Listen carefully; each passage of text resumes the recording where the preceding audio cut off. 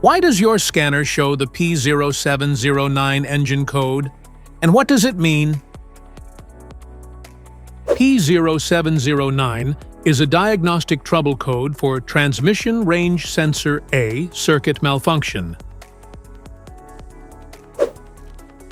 This error code indicates an intermittent signal from the transmission range sensor that detects the selected gear. Under these circumstances, short-distance driving is permitted, but your vehicle should be repaired as soon as possible.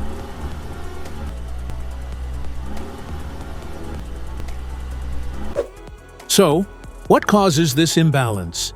Here are the most common culprits. This error can be caused by these possible faults in your vehicle: faulty transmission range sensor, misadjusted or loose range sensor, damaged or corroded wiring, loose or dirty connectors, PCM or TCM failure. Each DTC code corresponds to a specific issue in your vehicle. This error code occurs in any OBD2-equipped vehicle, especially in those manufactured since 1996, and it is commonly found in vehicles like Ford, Audi, BMW, and Volkswagen. If you want to fix this error code, let us know in the comments section.